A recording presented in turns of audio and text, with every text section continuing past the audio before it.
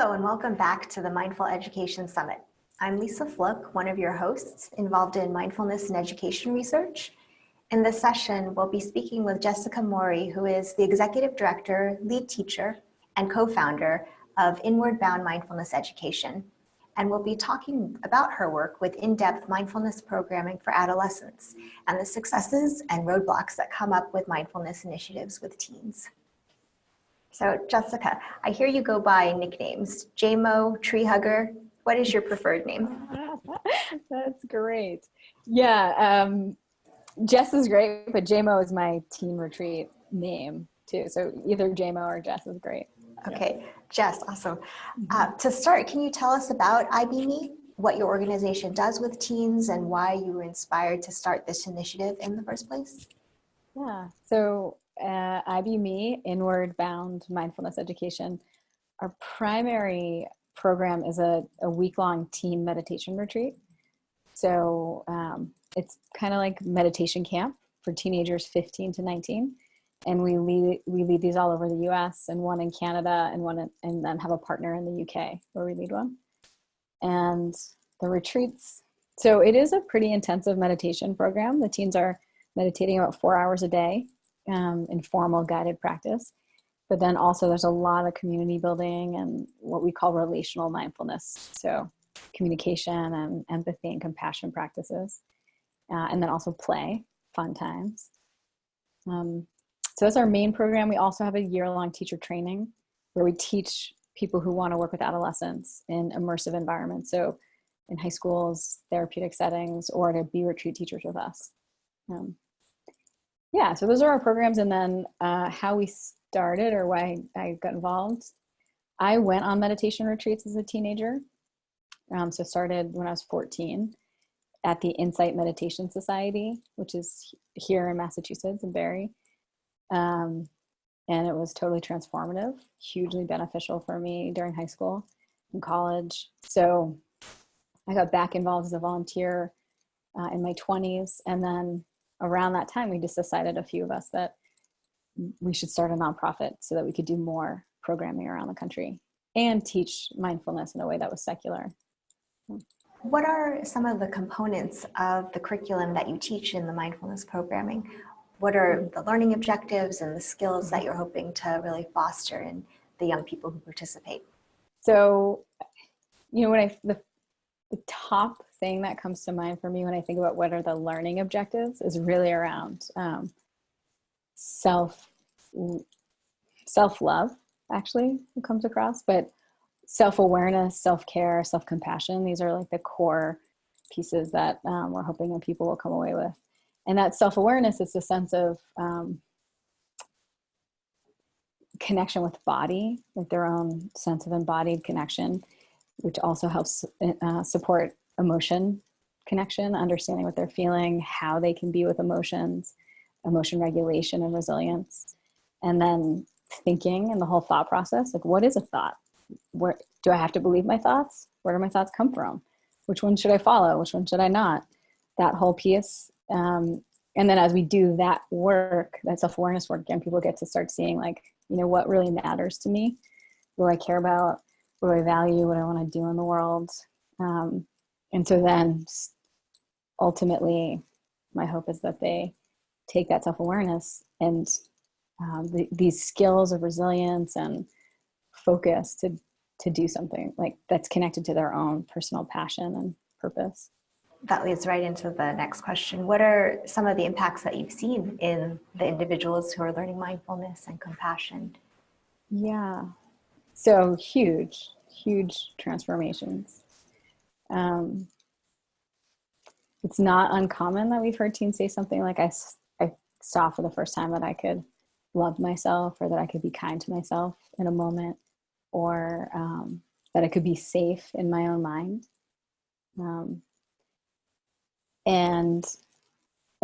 So those are some of the very common, or sense of belonging. A lot of young people will say they feel like they belonged for the first time, because a lot of what we're doing is community building and creating a really safe and welcoming atmosphere and ethical relationships between young people. So and they'll say like, oh, it's because these people are special. And it's true. We have special people, but also it's like the container that we create together that makes that possible. And so we also try to encourage them to see that they can try to create those kinds of containers in their lives. So those are those are kind of the pieces that matter to me. But also I hear things like, just this summer, a parent approached me. We do a parent workshop at the end of each retreat. And a parent approached me and said, I need to tell you about my son. He came on one of your retreats 2 years ago, and he was seriously struggling with a panic disorder, anxiety. And they'd done a lot of different kinds of treatments and finally sent him on the retreat. And he said in 2 years, his son has not had a panic attack since then. And I mean, I don't know. When he said that, I was like, there's some part of me that's like, I can't believe that that's even possible. But the amount of transformation that happens in 1 week is pretty profound, they see. And I was wondering about what that transition is like, going from the retreat container back into their own lives. Yeah, I think that transition is hard. I mean, it's hard probably for all of us, any adult that goes on a retreat. Often that return home can be the most challenging part of it. So this is why we started that parent workshop at the end of each retreat, to try to get the parents a sense of the sensitivity that their child will be coming home with and what they've experienced with kind of a common language and how to support them. And then we have a weekly drop-in class online that's virtual, and anyone can come and connect there. And then we are always thinking about how do we support the youth to keep practicing. So we have a few app partnerships so that they get free subscriptions. And this year we're looking at doing a kind of small group online that we want to pilot and see if that helps you stay involved. Yeah. So lots of ways to continue and be supported.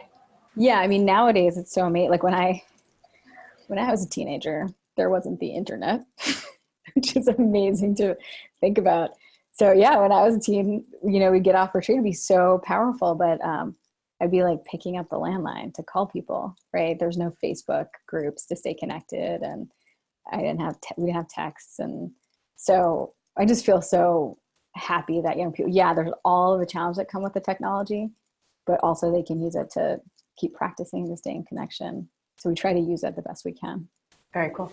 And so you've talked about some of the impacts that you've observed and that parents have shared. And I know you're also in collaboration with researchers. Is there any data from the research that would be interesting to viewers to hear about? Yeah. So we've partnered primarily with a researcher named Dr. Brian Galla, who I know, and I've worked with. And he's actually the first time we got involved was like his postgraduate research when he was still at UCLA. So it's been 7 or 8 years that we've been in relationship with him. And he's published 2 papers on the retreats. The first one was a pre-post and 3-month post evaluation that had tremendous benefits. And what was interesting there is he actually saw this connection of the growth in self-compassion was most correlated with the benefits in emotional resilience, decreased depression, decreased rumination. And then what was really cool to see was that many of the benefits lasted, and some even increased for 3 months post-retreat. So, there's some extent that it continues post-retreat. And then 2 summers ago, we did one that included a working memory test online and saw some significant benefits. And it was a waitlist control trial and also parent questionnaires. So that's been published as well. And we just are I think the biggest thing that we're thinking about with him, so we've shown like decreases in depression, decreases in anxiety, increases in well-being and life satisfaction and self-compassion. Right now what we're trying to figure out is how could we test like increased self-awareness or insight? Is there a way to measure that kind of transformation, this insight that young people have when they have these transformative experiences or deep practice? So that's something we bat around with each other and try to see how we could measure that. That's really interesting. Could you talk more about that insight piece and what it looks like? Yeah. So when I think about insight, it's things like the moment when a young person and any person realizes like, wow, first of all, my thoughts are out of control and they're just like running.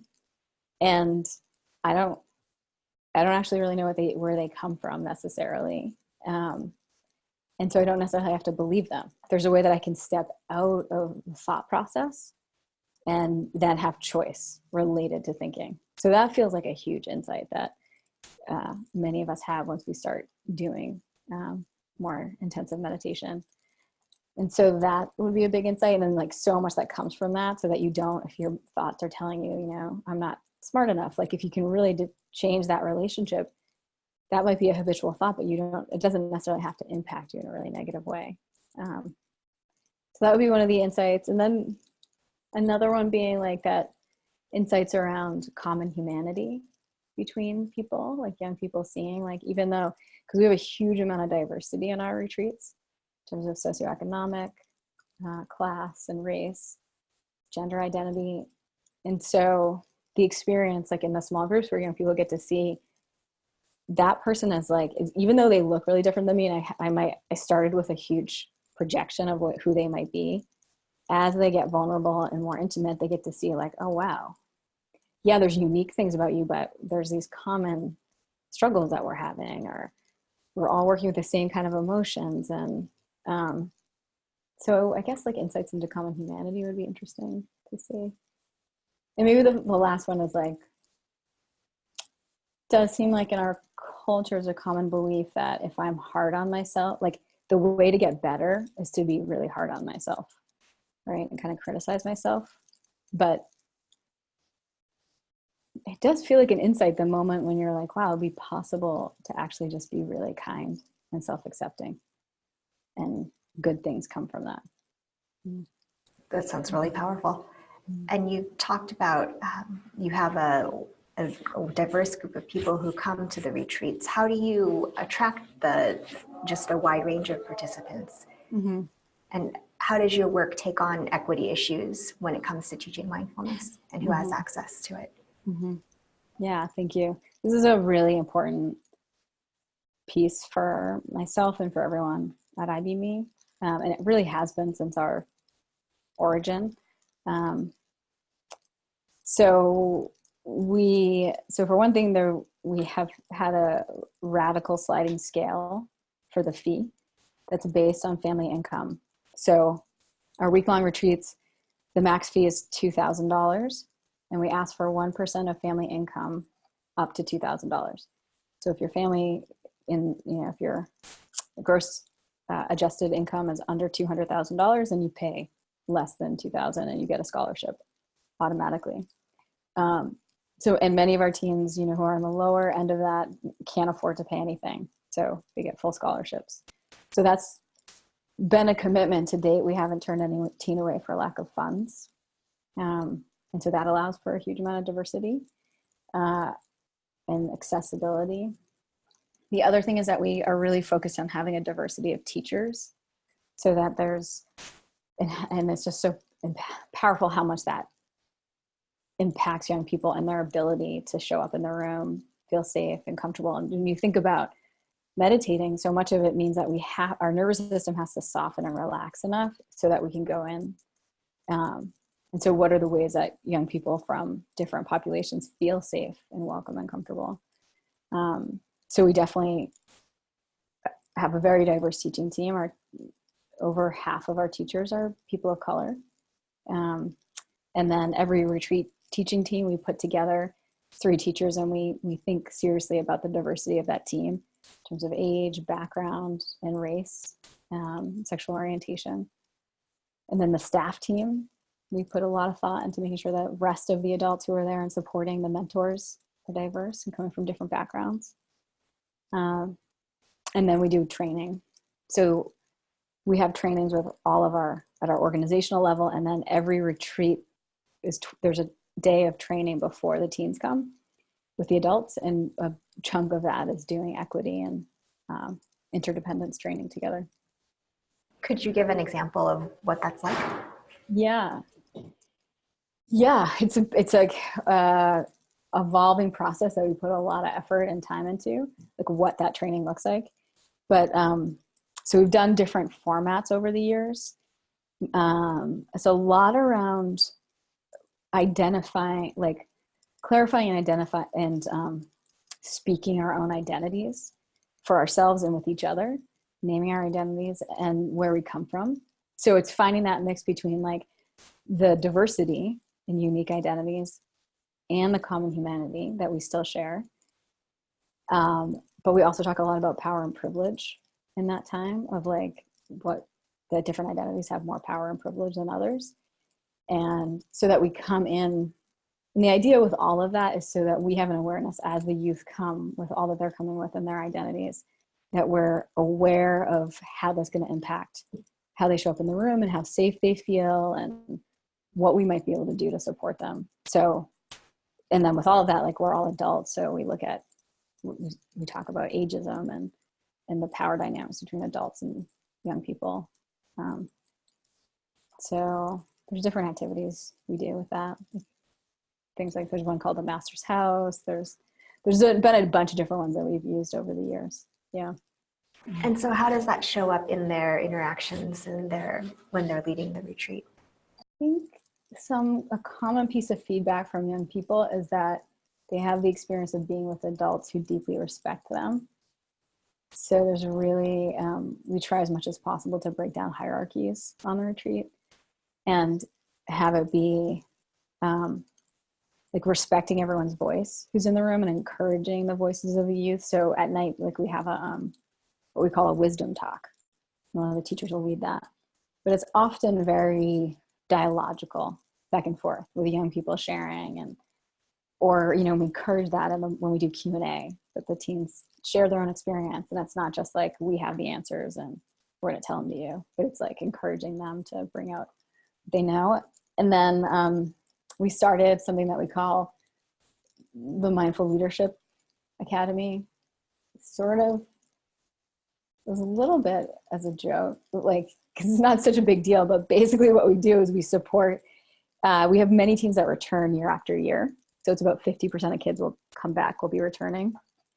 And so we started a program where the beginning of the retreat, we invite them to come into a meeting and we support them to step into leadership roles on the retreat. So they might lead workshops, they might guide a meditation at night or in the morning, or support yoga, or just like be a positive force, like welcoming young people who are kind of on the edges or not included in meals or other things like that. So that's our other way of really actively trying to get the young people themselves to take leadership. I can hear the many ways you're holding space for people to show up. So meditation typically has a reputation for being accessible to people who are privileged, and your program, you really make a point of bringing in and making accessible these practices to populations that don't typically have access. And so what do you see as the benefits that might be similar or different, and what's the interplay between them? I mean, that's like, okay, so what's really interesting about that is like, there's research with kids who are coming from more challenging backgrounds that mindfulness actually is more impactful for them. And to me, what it seems like is because like the baseline is like at such a level that doing mindfulness brings them up, right? So, and I've definitely seen that with young kids, like the kids that get really involved in our retreats tend to have had some struggle already in their lives. So, that can be a privileged kid who's had sickness or a family member who's died or something like that, or they're just have struggled with depression in their own lives. But it definitely seems like kids who have struggled are the ones that most connect with what we're doing. Mm-hmm. Yeah. So to me, it seems like hugely valuable for less privileged populations. But also doing these practices for privileged populations, like all that research around bias and stuff like that, is like a foundation. I don't think that just by itself it helps. Like you have to do the practice and then address bias and racism and white supremacy. Like that has to be named and addressed head on. But these practices can be a foundation for looking at all of that stuff in a skillful way. I think that's a really important point. Thank you. So what an amazing experience to have the time and space to go on a retreat like this. Do you think it's necessary for someone to do a retreat in order to experience the benefits? What do you think are implications for programs like this and becoming more widespread on a larger scale? Yeah. Well, there's some interesting research about the impacts of retreat time versus just like daily practice. And I think in the book Altered Traits, Danny Goleman and G. Davidson's book, there's a chapter in there where they talk about the research on that and that there's some particular brain and body benefits they saw from people who went on retreat. The same amount, like a kind of immersive experience versus spread out over days. So it does seem like there are particular benefits. And it's sort of like, it's like the immersion programs with a language when people go away and do like, and how that can like be a step change in your ability to learn a new language. I feel like it's a similar thing with mindfulness training and compassion, that it really can make a big shift, develop certain insights that can then encourage you and motivate you to keep cultivating a practice afterwards. So I love retreats. I teach them, I go on them a lot. I really think they're beneficial. I recognize it can be hard to make happen for many people, but what's great is young people often can make it possible. They don't have children, they don't have a mortgage and a job, so they can make it happen. And then in terms of like making it more widespread, I think right now for us, the biggest challenge is around the financial piece, because we have such a commitment to scholarships. That's our biggest limiting factor, is financial. And then also it's intense. Like a teenager has to be willing to come, and they have to have some level of self-motivation to examine their own heart and mind. So anyone who's been on a retreat knows it's not like easy all the time, right? It's not easy to look at your own heart, your own mind. So we do everything we can as the adults to engage them, to tell them why it matters, to support them, to like get them and curious. But there has to be some willingness on that part of the teen. So I don't think that a teen retreat is maybe right for every single teen, but probably a good couple tens of thousands could benefit. Yeah. You've talked a little bit about some potential barriers to going on retreat. And in your experience with implementing these programs for youth, what do you see as having been the biggest challenges, whether it's adult buy-in, teen buy-in, or systemic issues? What are the biggest hurdles? Yeah. So maybe I'll say two. The first one is teen buy-in, I'd say.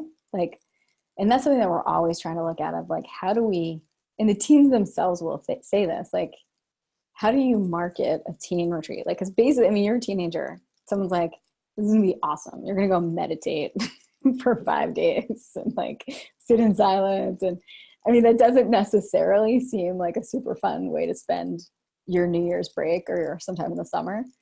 So articulating that it is actually fun, and how, that piece, and that there's normal and cool and awesome young people. Once they come, they love it. And also it's easiest if they have a friend or family member who's come, like another teenager, that's the easy sell.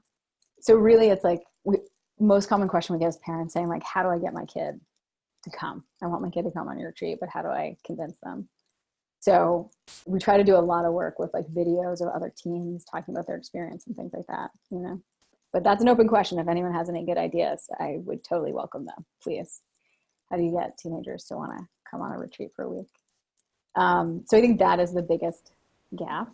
And then the other one in terms of systemic, I think that would be the second one.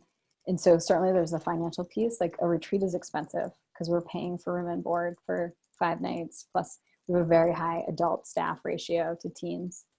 So there's a financial piece there. And then we're starting to explore questions of cultural sensitivity and awareness. So this summer we did a inaugural Teens of Color retreat. So it was all teens of color, staff, teachers, everyone on the retreat was a person of color. And it was super powerful. The the feedback I got from the teachers and the teens, of what it felt like to be in that particular identity group and culture, and what things they adapted to support the youth. And so I do think for some populations of youth, there's certain shifts that might make sense to make a retreat more accessible. Could you talk about some of those adaptations and the feedback that you heard? Mm-hmm. So one thing that was interesting is they did more ritual things, and like things that might like lend more towards like rites of passage, that they felt like was really invited and supportive for the young people at that retreat. Another thing that would come across a lot is that some young people of color, they don't want to give up their phones. So all teens. I know, but somehow, but I think there's like a whole cultural element in a question of trust, particularly if it's a kid of color and a predominantly white group of adults, that their phone is their safety line. And the parent is also like, I want to be able to access my kid at any time. Like, I don't necessarily know you aren't part of my community, that kind of thing. And it's like their most expensive and prized possession. So there's like there's just a trust question there that we've just had to work with in different populations. But yeah, most teens don't want to give up their phone, but then once they do, they love it. They're really psyched to actually like talk to each other in real time. Yeah. And the feedback that you heard from people? From that retreat? Mm-hmm. Yeah. Oh, I mean, well, what's most touching to me is like, a few of the teachers who have taught many retreats with us just got on the phone and started crying about how powerful it was to be with that particular group and the meaning it had for them, and the connection they felt like they could have with the young people and each other. I think, yeah, I mean, this feels like it gets into some like pretty deep places, but the level that maybe of just kind of like holding that people of color can experience in predominantly white spaces, that they got to really let down and like feel really at ease in this space that they totally love and feel completely safe. I don't know if that's even totally conscious, but yeah, something about a level of safety and connection that was profound for them. That isn't necessarily experienced in day to day. Yeah. Yeah, and care, just like profound care for each other. So many listeners are interested in bringing mindfulness and its benefits to their students or their own kids. What advice do you have for people who want to start bringing this to young people if programs like this don't exist near them? How do we get started now? Yeah, so the first thing I always like to say, anyone who wants to bring mindfulness to young people, is to really feel solid in your own practice and to teach from your own personal place of transformation and depth of practice. So that feels really important to me. And sometimes we get excited about things like in the beginning, we see how powerful it is, and to settle in and deepen your own practice and let that be the guide. So that is one piece. We are pretty open about our materials, and we're open to starting new retreats if there's financial support at a new location and kind of like a community that wants to be the local champions. So we can start new retreats, but the financial, it's big. It's like, we're talking about like $30,000 for a new retreat. But that's how they've all started, with some local philanthropists really getting behind it and then building the community around it.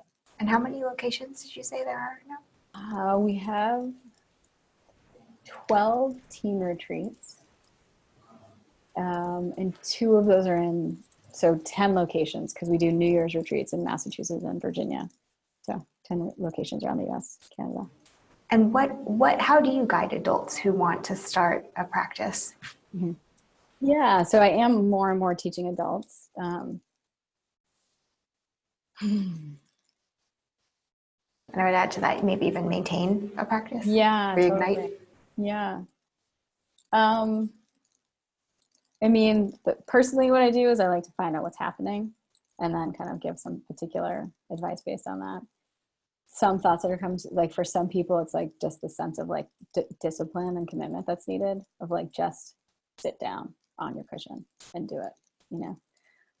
Often if you have some guided meditations that can really support you, and especially if you're really busy. I find when I'm super busy, having a guided meditation helps me to actually stay present and not just think about my to-do list.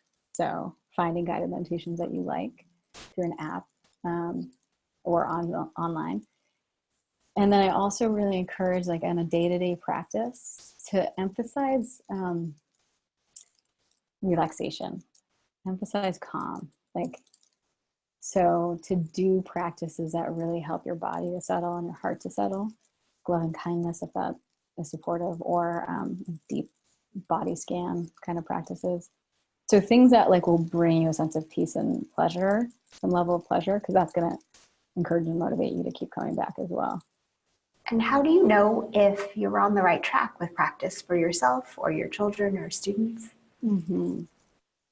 That's a great question.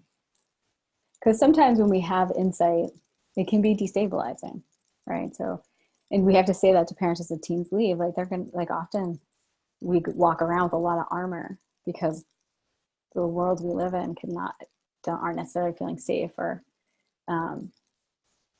so when we take that armor off, there can just be actually more intensity and vulnerability and variability. So yeah, practicing isn't just like a straight line of like calm zenness, right? So it's important to kind of name that. How do you know if you're on the right track? Is assessing how much space do you have between you and your experience, particularly when you get triggered with a strong emotion. How much space is there? Like, you can experience it both as like a physical, energetic sense of space, but also a time sense of space. Like, how quickly do you react versus responding? And is that space, is space growing through your practice? That might be like the best way to assess. Yeah. But I usually say don't judge your practice. Like, only judge your practice by decades. So after the first decade, you can look back and see, has it gotten better? Yeah. And what about your own experience and perspective as you've practiced over the years and have led many retreats? What have you noticed and what changes have you seen? Oh my gosh.